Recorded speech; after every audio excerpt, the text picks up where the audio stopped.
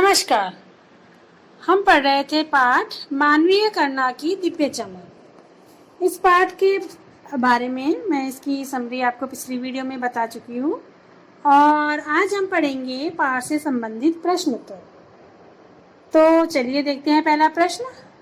पहला प्रश्न है, फादर की उपस्थिति देवदार की छाया जैसी क्यों लगती थी? इसका उत्तर है, फादर परिमल के सदस्यों से अत्यंत घनिष्ठ एवं पारिवारिक संबंध रखते थे। वे उम्र में बड़े होने के कारण आशीर्वचन कहते, दुखी मन को सांत्वना देते, जिससे मन को उसी तरह की शांति और सुकून मिलता जैसे थके हारे यात्री को देवदार की शीतल छाया में मिलता है। इसलिए उनकी उपस्थिति देवदार की छाया सी लगती थी। यानी फादर की उपस्थिति परिमल को देवदार के पेड़ों की शीतल छाया जैसी लगती थी, क्योंकि वो उन्हें अपने घर के मुख्य मानते थे और वे उन्हें हर दुख सुख में उन्हें सांत्वना देते थे। तो इसीलिए उन्होंने देवदार की छाया जैसी उनकी उपस्थिति को बताया है। इसी में प्रश्न नंबर दूसरा है, फादर बुल्के भारतीय संस्कृति के एक अभिन्न अंग है, किस आधार पर ऐसा कहा गया है? जबकि फादर बुल्के भारत के तो थे ही नहीं, लेकिन भारत के एक अभिन्न अंग के रूप में उन्हें जाना जाता है, क्योंकि फादर बुल्के भारतीय संस्कृति के अभिन्न अंग बन चुके थे।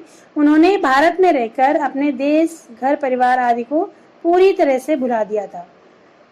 सन 1947 वर्षों तक वो भारत में 47 वर्षों तक रहने वाले फादर केवल 3 बार ही अपने परिवार से मिलने बेल्जियम गए।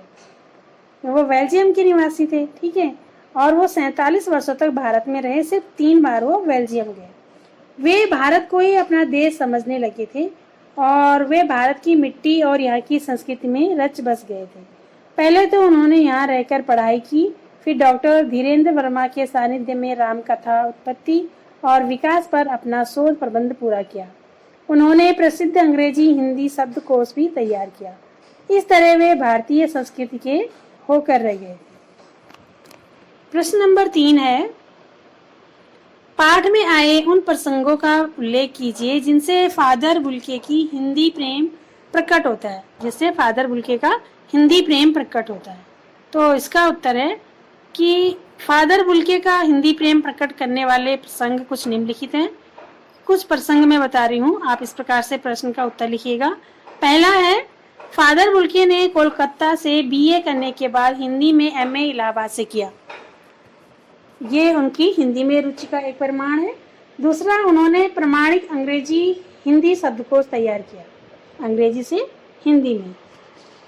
तीसरा है, मातरलिंग से प्रसिद्ध नाटक ब्लू वर्ड का हिंदी में नील पंछी नाम से रूपांतरण किया। इलाहाबाद विश्वविद्यालय से राम कथा उत्पत्ति एवं विकास पर शोध प्रबंध लिखा। परिमल नामक हिंदी साहित्यिक संस्था के सदस्य बने और वे हिंदी को राष्ट्रभाषा का गौरव दिलवाने के लिए सतत प्रयत्नशील रहे।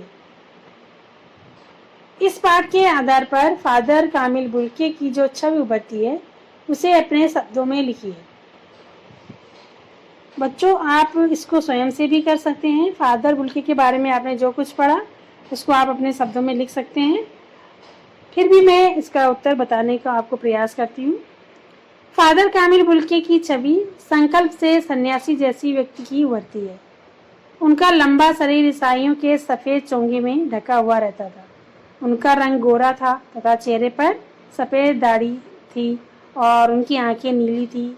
वे इतने मिलनसार थे कि एक बार संबंध बन जाने पर सालों साल निभाया करते थे। वे पारिवारिक जलसों में पुरोहित या बड़े भाई की तरह उपस्थिति होकर आशीर्वाद से भर देते थे, जिससे मन को अद्भुत शांति मिलती थी। उस समय उनकी छवि देवदार के विशाल वृक्ष जैसी होती थी।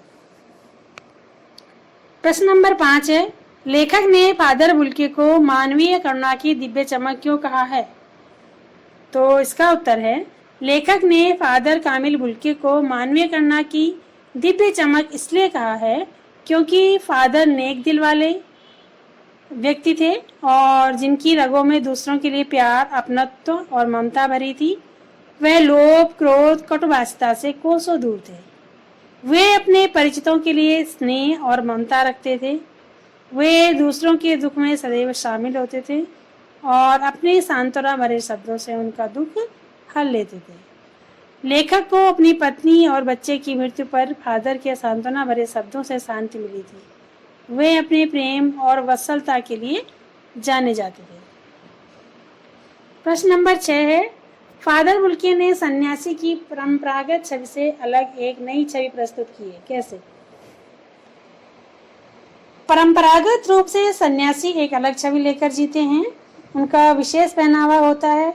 वे सांसारिकता से दूर होकर एकांत में जीवन बिताते हैं और उन्हें मानवीय संबंधों और मोह माया से कुछ लेना देना नहीं होता। वे लोगों के दुख सुख से तटस्थ रहते हैं, यानी बिल्कुल अलग रहते हैं। उन्हें किसी के दुख और सुख से कोई संबंध नहीं होता है और ईश वंदना में समय बिताते हैं। तो फादर बुल्के परंपरागत सन्यासियों से भिन्न थे। वे मन के नहीं, संकल्प के सन्यासी थे। वे एक बार संबंध बनाकर तोड़ना नहीं चाहते थे। वे लोगों से अत्यंत आत्मीयता से मिलते थे। वे अपने परिचितों के दुख सुख में शामिल होते थे और देवदारू वृक्ष की सी शीतलता भर देते थे। इस तरह उन्होंने परंपरागत सन्यासी से हटकर अलग छवि प्रस्तुत की है। प्रश्न नंबर 7 है, आशय स्पष्ट कीजिए। यहाँ पर 2 पंक्तियां हैं। इन पंक्तियों का हमें आशय स्पष्ट करना है। तो पहली पंक्ति है, नम आंखों को गिनना स्याही फैलाना है। नम आंखों को गिनना स्याही फैलाना है। दूसरी पंक्ति है, फादर को याद करना एक उदास शांत संगीत को सुनने जैसा है। तो चलिए पहले देखते हैं पहली पंक्ति का आशय। इस पंक्ति का आशय है कि फादर की मृत्यु पर अनेक साहित्यकार, हिंदी प्रेमी, ईसाई और धर्मानुयायी एवं अन्य लोग इतनी संख्या में उपस्थित होकर शोक वंदना प्रकट कर रहे थे कि उनकी गणना करना कठिन एवं उनके बारे में लिखना स्याही बर्बाद करने जैसा था। अर्थात उनकी संख्या अनगिनत थी, उन्हें गिना नहीं जा सकता था। जब फादर बुल्के की मृत्यु हुई थी उस समय वहां पर शोक संवेदना प्रकट करने लोगों की उपस्थिति अनगिनत थी। और आशय यह है कि दूसरी पंक्ति का आशय है कि फादर को याद करते ही उनकी करुणा में शांत एवं गंभीर व्यक्तित्व हमारे सामने आ जाता है। उनकी याद हमारे उदास मन को विचित्र सी उदासी एवं शांति से भर देती है। ऐसा लगता है जैसे हम एक उदासता वाला कोई संगीत सुन रहे हैं। कब लग रहा है हमें? फादर बुल्के के बिना। तो बच्चों, ये तो थे आपके सीबीएसई के सारे प्रश्न उत्तर। और अब कुछ और प्रश्न हैं आपकी रचना एवं अभिव्यक्ति से संबंधित। आप इन्हें स्वयं घर पर कर सकते हैं। जैसे है, आपके विचार से बुल्के ने भारत आने का मन क्यों बनाया होगा? और दूसरा है कि बहुत सुंदर है मेरी जन्मभूमि रैम चैपल।